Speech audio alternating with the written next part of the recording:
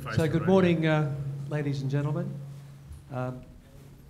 This is a lovely, beautiful Sydney morning, isn't it? It's a bit like a bad day in Bass Strait.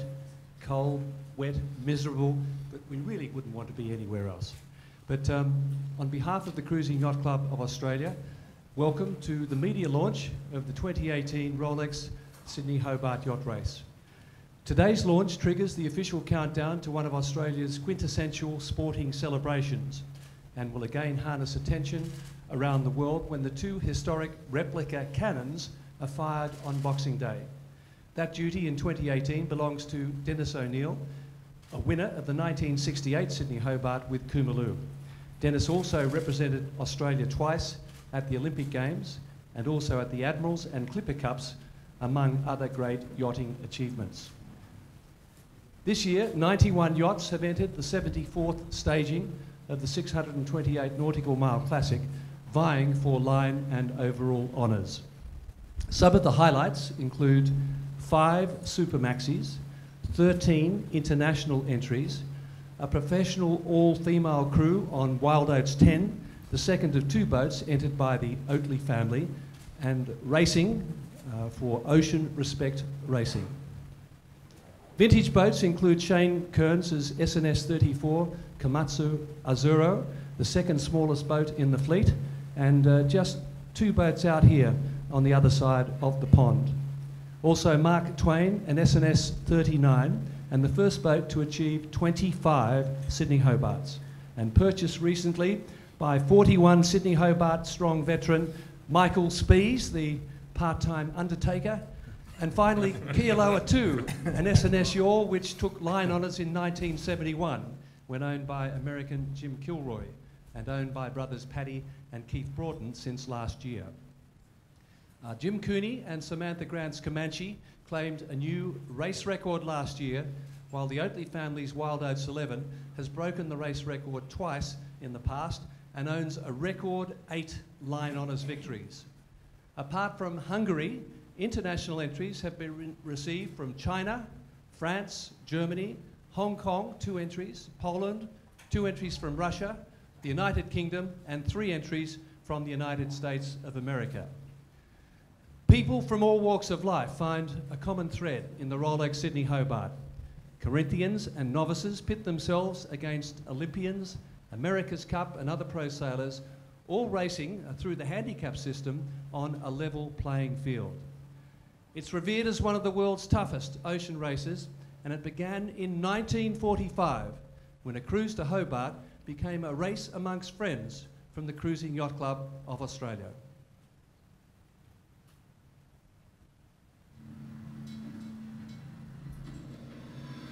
There is nothing quite like it in the world of sailing. For sheer scale and spectacle, the start of the Rolex Sydney Hobart is impossible to beat.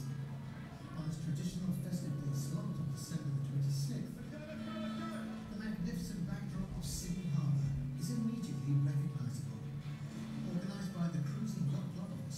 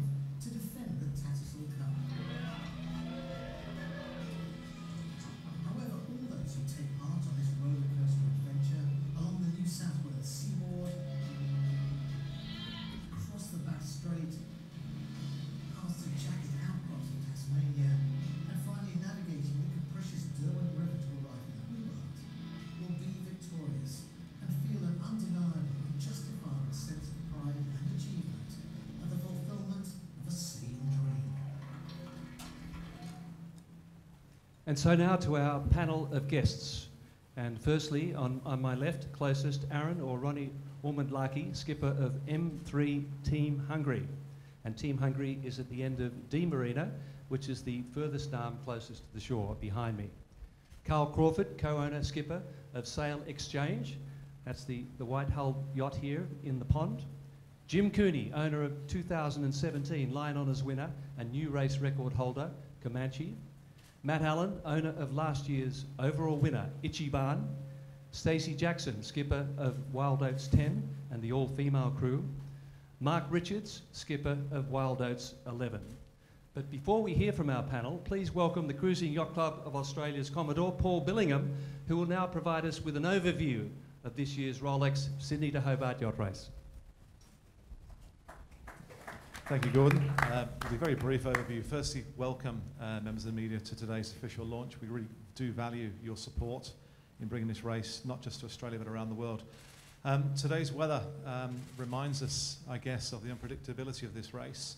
And our memories have to turn to the race of 20 years ago, 1998, when 6 sailors lost their lives in that horrific, fatal storm that we all saw unravel. But looking forward to this year, our fleet, as Gordon has alluded to, is particularly strong. A very competitive fleet, both at the front of the race with the Supermaxes, but all the way through. We're looking forward to a very exciting, a very close 74th running of the race, which leads us, of course, into 2019, which will be the 75th anniversary both of this race and of the club. So it's something which our club focuses on all year round. It's something which we're very proud of. We're delighted to be able to bring it to Australia through the media, and we are very grateful for your ongoing support. Thank you very much. Thank you, Commodore Billingham. Yes, ladies and gentlemen, we are set for another thrilling Lion Honours battle. Last year, Comanche collected Lion Honours and a new race record. Wild Oats 11 crossed the finishing line first, but a penalty of 1 hour after an incident in the harbour with Comanche cost her dearly. The two are back, as are their 3 contemporaries, Blackjack, Infotrack and Scallywag. The 5 have undergone various transformations during the year, so how will it play out? Other highlights will be 10 TP52s hunting for the Tattersalls Cup, joining other high-octane 50-footers, one of the hottest range of 60 to 70-foot boats we have seen in years, and strong competition in the 40 feet and under range. But now it's time to hear from our panel, and firstly, Ronnie Ormondlaki, M3 Team Hungary. Ronnie has done the race twice before as crew for others, but for the first time, he will skipper a boat, the very demanding TP52, and he becomes the first entry ever received from Hungary. Now, Ronnie, you grew up in Europe, and someone told me you've been on or around boats since you were out of nappies. Is that right? Yes, I'm sailing since I'm 6 years old on the lakes, and after we moved to Croatia and Italy to do some racing, and I'm racing here since 7 years. So, what was your inspiration to have the first ever entry from Team Hungary? it's my homeland, so I always knew it if I put a project together myself, that will be under Hungarian flag. Probably I will start in Hungary under Australian flag.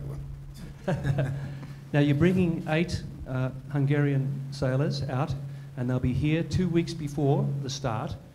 What about their credentials? Have you got any hot yachtsmen there? Yes, our team is all sailors since kids. 5 of them dream was to enter to the Hobart, who they help us to fund the project as well. The other ones is we have our tactician. He is the current Finn sailing coach, and other 2 guys sailing on Wild Joe normally, and we have a European sailing champion. So a pretty good team coming from Hungary. So 10 years as a professional sailor racing yourself, how well equipped has that made you for a TP52 in the Sydney Hobart? What were you sailing on professionally? Mostly we sail the 40-foot skiff, but very similar to the TPs. Even have more sails, but we don't have keel, so it's Very fast. Very fast, much faster than the TP. So it's a very good exercise for boat handling. So I think it's a good learning from that one. And how do you shape up against the state-of-the-art TP52 Ichiban and the other TP52s? Are you quietly confident that you can cause an upset? I hope we can upset them. We're looking forward to sail against them. They are very well-established teams. But we sailed together with my team many times, and we have a much better rating. So I'm really positive to finish in a good spot. Ronnie, it's great to have you here. Carl Crawford, Sail Exchange. This is Carl's first foray into the race as an owner skipper, but Carl has raced to Hobart 32 times.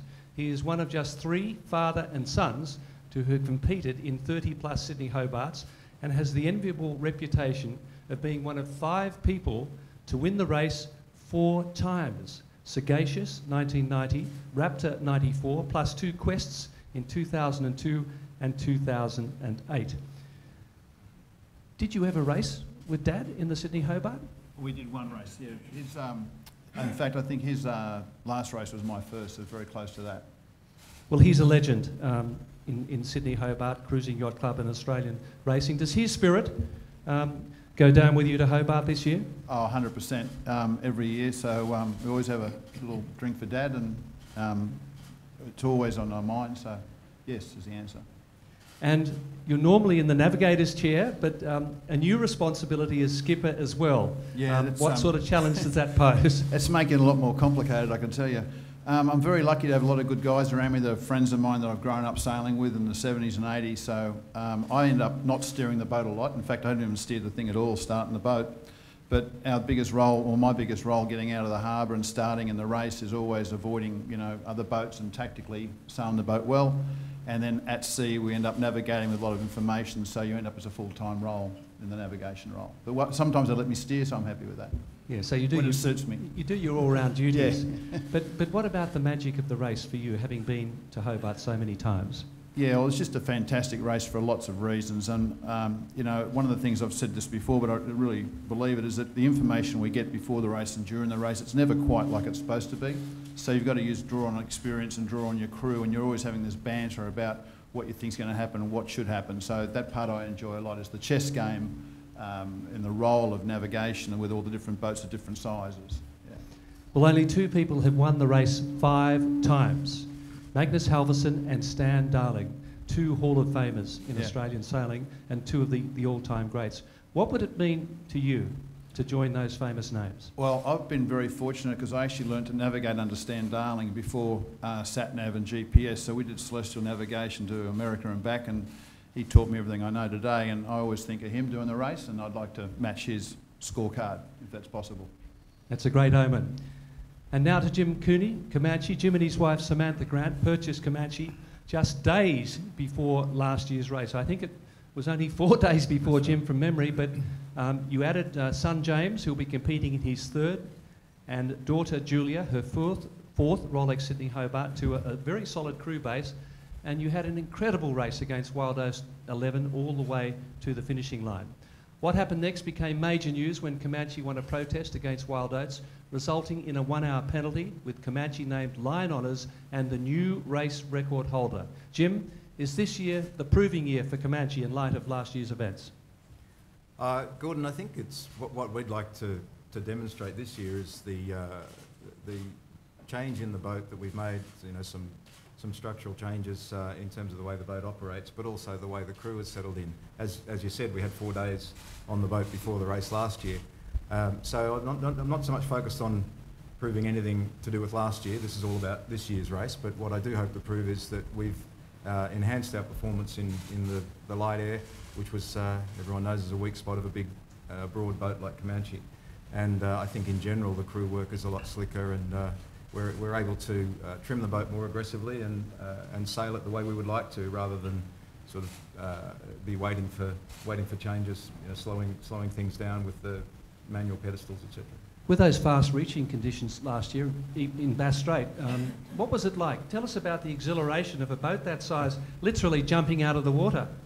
It does pretty much do that, and it's surprising for something that's 100 feet long and weighs 30 tonnes, but it's surprising how quickly these boats accelerate in the gust, and I think that's what surprised me the most about stepping onto that boat.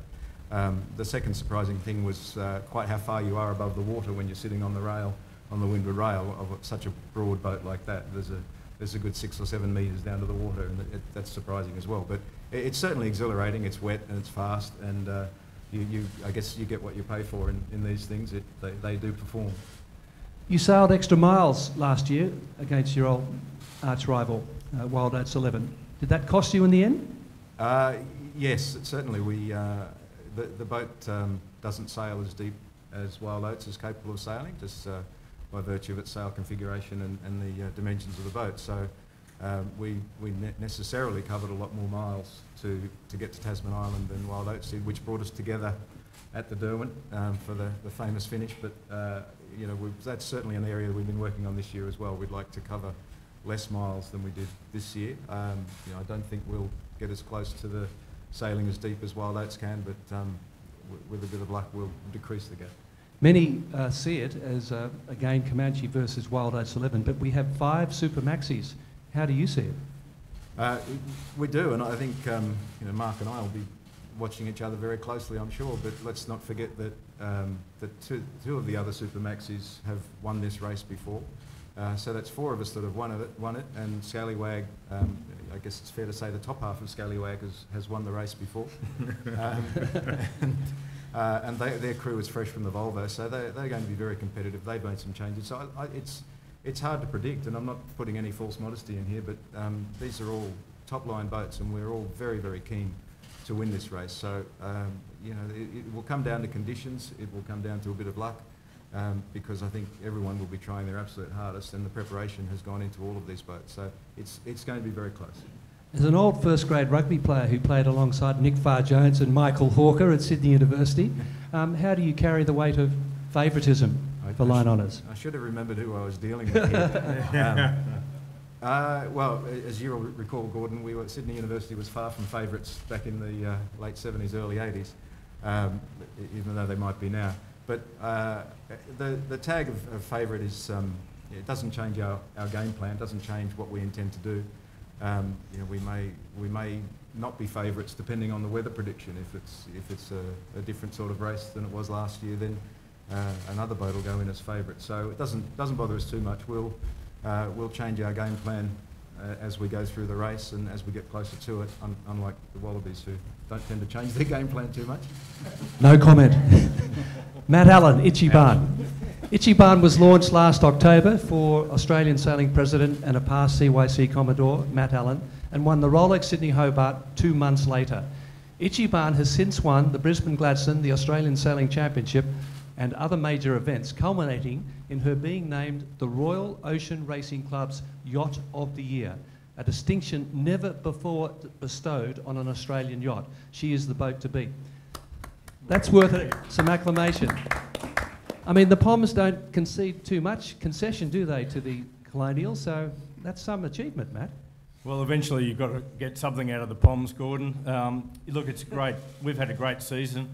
We've done a lot of inshore sailing, we've done a lot of offshore sailing, and we've ended up, with a great set of results. But, the Rolex Sydney to Hobart race is a different sort of a race. So hopefully the boat preparation has made a difference, and we've got a situation where I think our boat is going a lot better than this time last year. So that's something that gives the crew great confidence going into what will be a challenging race with probably the best fleet of 46 to 55 footers that we've seen in any race anywhere in the world, and also the best fleet of Super Maxis we've seen in any race anywhere in the world as well. Just refreshing our memories, this TP52 of yours, Ichiban, is a Formula One boat, but designed specifically to win the Rolex Sydney Hobart. We finished the construction of this boat in September last year, and really it's a TP52 hull, but it's probably got about 250 very small modifications to it to make it really race ready for the Rolex Sydney to Hobart race. So it certainly took a long time to design all those little changes, and we've made a lot of very minor modifications from last year's race, where the boat was essentially a brand new boat, to where we sit, this time, with the boat having been in the water for 14 months. Can we reflect on a broad time span now, because the last boat to win back-to-back Sydney Hobarts on handicap was Freya, the legendary Freya, in 63, 64 and 65. Can we compare the two eras in terms of performance, the weather now, and all of those elements that make up the modern day Rolex Sydney Hobart? I mean, what an amazing achievement that Freya had in 63, 64, 65, under the skippering of Trigg and Magnus Halverson, to win 3 Sydney to Hobart races in a row. So a great challenge for us to take that on and to try and at least get 2 in a row, let alone 3 in a row. But the contrast, I think, between the early 60s and today is pretty stark.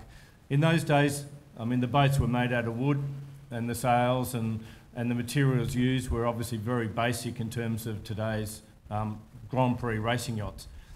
But they also took between 4 and 4.5 days to get to Hobart. Last year we did it in 1 day, 19 hours. So the weather systems that they experienced were obviously, they would often go through maybe 2 fronts to get to Hobart in those days. And also, we have much better idea of what the weather's going to deliver to us, a few days out from the race compared to those days. So I think in this year's race, because the fast boats, the Super Maxis are so far ahead of the smaller boats, they end up in different weather conditions, where I think back in the 60s, the boats were in very similar weather conditions, and so it was really, you probably need a little bit more luck to string it all together than you did in those days. Having said that, you've got to beat all the boats around you, and there's some terrific boats, from the smaller boats in the fleet, the Sail Exchange, the Hootspars, Patrice, St Jude, all the TP52s, the Cookson 50s. So there's you've got to beat all the boats around your size range, and then you need an ounce of luck as well. Well, you mentioned that topic of luck. It seemed to desert you there, didn't it, when things got pretty wild and fresh? Well, I think you always have your challenging moments in any year's Rolex Sydney to Hobart race, and when we blew 2 Spinnakers up in last year's race in quite quick succession, we thought we might have tore up all our luck at that point.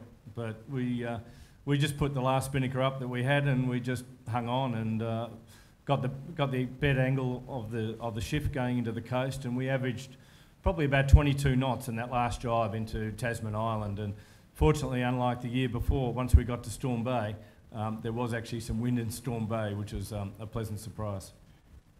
Thank you, Matt. Moving along to Stacey Jackson, Wild Oats 11. Stacey has competed in her second Volvo Ocean race and has raced to Hobart 11 times, including taking line honours on Wild Oats 11 in 2010.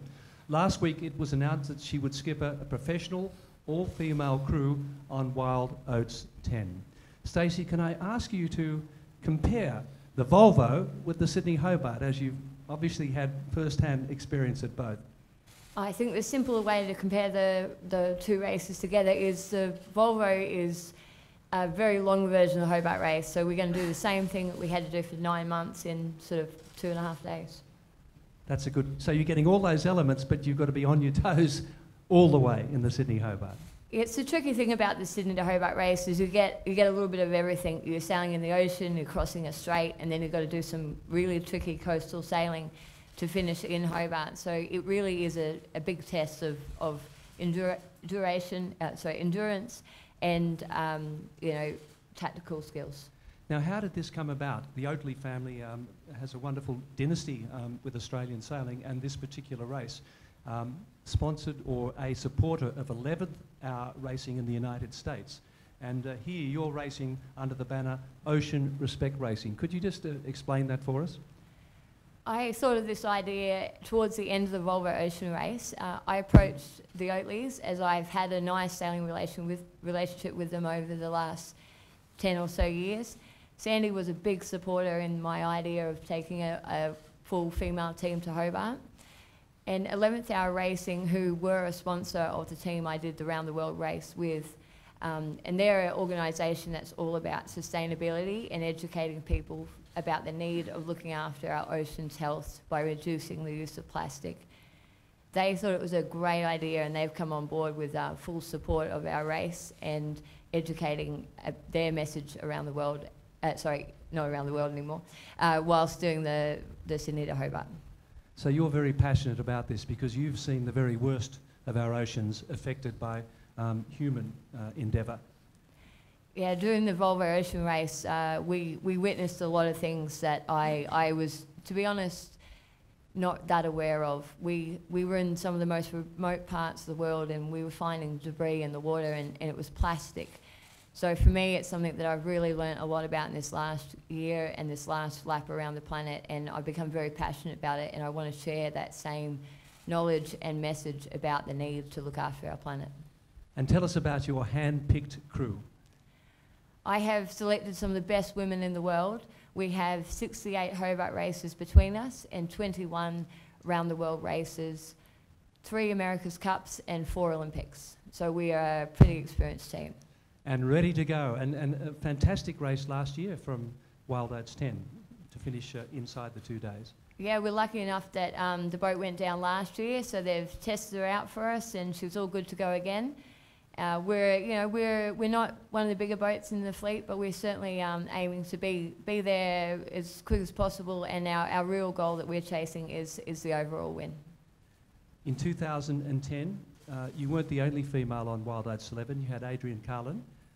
Is she on board with you this time? Yeah, I was lucky enough to sail with Adrian and the entire Wild Oats 11 crew. Adrian's one of my idols in sailing. And unfortunately it hasn't worked out this race that Adrian won't be joining us, but we hope to sail with her in the future. So everyone's very much focused on that handicap prize and that trophy just to your left.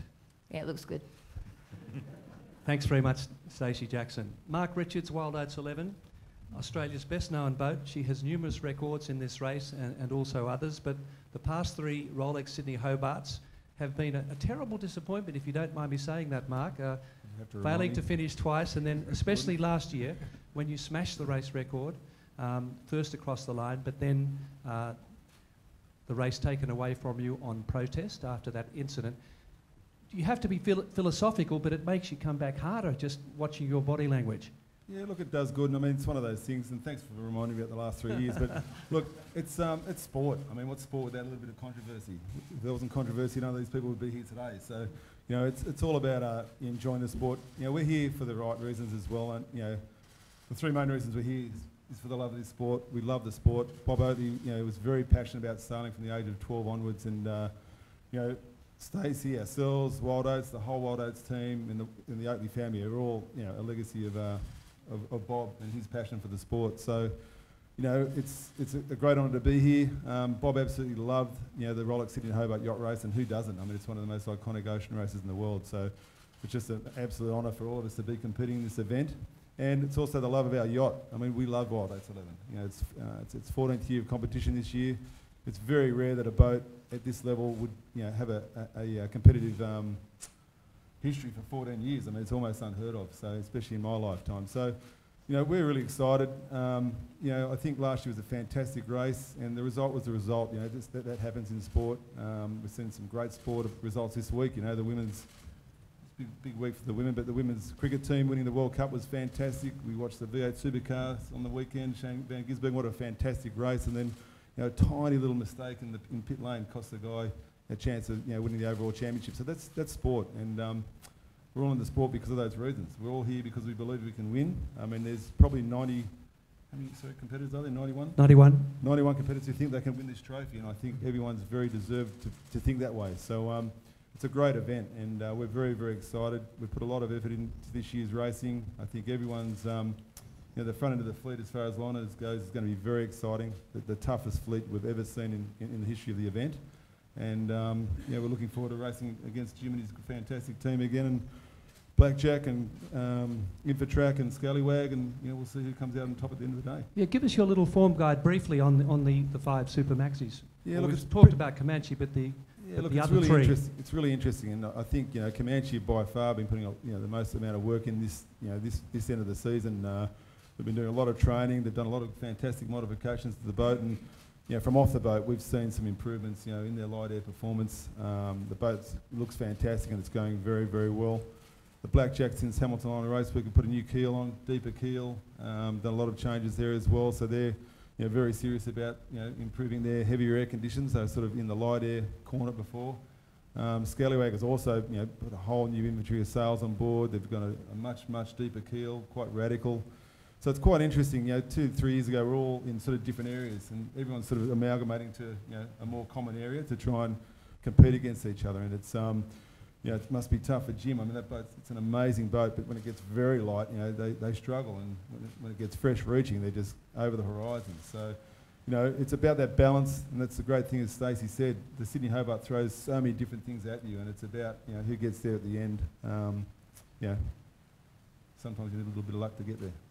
Yeah, well, I guess people, the Australian public, stops for this race. It's one of those sporting events, iconic sporting events, that even though the Test cricket's on, everyone stops, and they know what happened in Sydney Harbour on Boxing Day. That's right, and sometimes it's not that great to get there first when you know what's happening in Sydney Harbour. But look, it's an amazing event. I mean, look at Boxing Day. The crowds around Sydney Harbour are phenomenal, but even as surprising and big is the crowd that's waiting for you in Tasmania. It's amazing. You have 10 to 20,000 people turn up at the foreshore there to watch the boats finish the race. So it's a very special event, and as I said, we're very proud to be part of it and looking forward to another one this year. Well, thanks to all of our panel members. We're now going to throw it open to members of the media to encourage any questions you might have before we officially wrap up the media launch of the Rolex Sydney Hobart for 2018. So, ladies and gentlemen, questions please, and could you raise your hand, and Nick Jansen will bring a microphone to you if you could name your media organisation, and it's over to you. Scotty, at the front here. Okay, I don't probably need a microphone. It's Scott Elliott from Sales Magazine. Matt, we've spoken before about the challenge of back-to-backs, and you mentioned Freya. Is it the equivalent of climbing Everest the second time without oxygen and a backpack full of weights? Because it's just an enormous task. Look, I mean, the back-to-back wins is just an amazing challenge for us and the crew, and it's just something that we have planned for the whole year. We've done a lot of preparation. We obviously need an ounce of luck, but we're going to the race favourite. We're happy to take that on as a challenge to be favourite. We were favourite going in last year. I don't think it creates any extra pressure to a team that we've essentially been sailing together for 15 years on and off. So we've been in tight situations. We've had our back against the wall, but to try and create this history of back-to-back wins is something that we're really keen to take on as a challenge as a crew. I know you're a big student of the history of the race and got some impressive command of the stats. What would that mean to you personally if you could achieve that? Well, I'm trying to catch up to Carl's number of records of winning the race, so I've got a bit on. But it's part of creating the rich tapestry of history of this race, and knowing Trig and Magnus from many years ago when I was Commodore, and they're terrific people. They designed the boat, they built the boat, and they sailed the boat. So in some ways, we'll never quite encapsulate the same record of what those two did and their crew back in the early 60s, but I guess it's the modern day equivalent. We've done a lot of our own design work for this boat. We didn't design the hull like they did in those days. But, sporting records are there to be broken, and we're just going to take it on and see how we go. Other questions, please? Anyone else? Yep. Luke, obviously from Channel 9. Mark, a year on from that controversial finish, when you look down and see Jim there, is there any hint of resentment or anything? No, look, absolutely none at all. I mean, as I said, it's like a rugby match. What happens on the field stays on the field, and that was last year, and this is this year. So, we're just really looking forward to racing again, and it should be a lot of fun and a great spectacle for everyone to watch. Mark, that's from Channel 9. Just how careful are you going to be in the harbour given what happened last year and you didn't have to pace the rest of the way? Extremely. Does that mean you're keeping your distance from the Yeah, look, sure. I mean, look, it's a funny thing, and sometimes you're only human. You go through the situation, but look, you had to be there. It was difficult conditions last year, down speed. It's bumpy. I mean, it's a hard thing to explain to people the actual situation, but it's not that easy. It's not as easy as it looks sometimes, and things do happen, and it's just life, And it's this year we've done a lot of training. It can happen again. Who knows what's around the corner? That's the amazing thing about this sport. But we'll be certainly doing our best to keep the nose clean. That's for sure. Maybe one more question if there's one there. Otherwise, Scott, you've got the last laugh. Thanks, Gordon. Look, as I think we know, there'll be a scare and there'll be some, I think, a moment of silence for some songs for 98. When we're all out there, what if everything that someone can answer this, what will you be thinking of, Mark, and maybe a few other people, when that skip comes through and we have that moment of silence? What will you be thinking about? Look, I think it's it's not just this moment of silence. We think about this. It's we think about it every year. Obviously, the '98 situation was a terrible situation, and fortunately today with the information we have, weather information, and we're so much better prepared today. And that event really did it paved the way for a much safer sport for all of us in general. I mean, the safety requirements went to a much higher level. So, it was a disaster, but it's also been a very positive thing as well. And we have a lot of respect for the families and the people who lost their lives in that race. But we'll certainly be thinking of all those guys, and it's just a part of sport. Okay, thank you then to our panel. Now, if the media will take the opportunity after a little bit of explanation here to pursue further your endeavours. But I would like to introduce the Rolex Sydney Hobart Yacht Race media team. Di Pearson here in the front row, you all know Di, is once again the Rolex Sydney Hobart media director. Also Nicole Brown, who's hiding up the back there. She is over there, you all know Nicole. And Olivia Price, the 2012 Olympic silver medalist in match racing, a magnificent sailor. They're joined by well-known sports journalist Rupert Guinness. Rupy, where are you? As part of the media team. Nicole Douglas of Sailor Girl fame. Is Nicole with us? There she is. And along with Hamish Hardy and DJ Munro from the Cruising Yacht Club of Australia. There are now photo opportunities, ladies and gentlemen, and one-on-one media interview opportunities. Sail Exchange is in the pond, and M3 Team Hungary, as mentioned, is located at the end of D Marina. That's the furthest. Before we close, just a few housekeeping items. Media accreditation is open and closes at 5 p.m. on Friday, the 14th of December. Online application is available via the official website. There is a link in the media section. The Sydney Media Centre opens at the Cruising Yacht Club from Friday, the 7th of December. And in Hobart, the Media Centre is again located at Mawson Pavilion, Constitution Dock, and will be open from the 27th of December. We have official photographer Andrea Francolini here today. If you would like images to be sent, please see one of the media team. And please feel free to speak to the Commodore and also members of our panel and to use the marina for filming and photos. Of course, the Seven Network will be conducting the live telecast as usual, and the voice of the telecast, Peter Shipway, past winner of the race and a Rolex Sydney Hobart veteran, is in the audience here today. So, Peter, great to see you. First priority, ladies and gentlemen, will be for the photographers. We'll get that right. Then the videographers, and then reporters. But we do thank you for your attendance here today, and we really do appreciate your support. Thank you, and enjoy covering this year's Rolex Sydney Hobart Yacht Race. Thank you.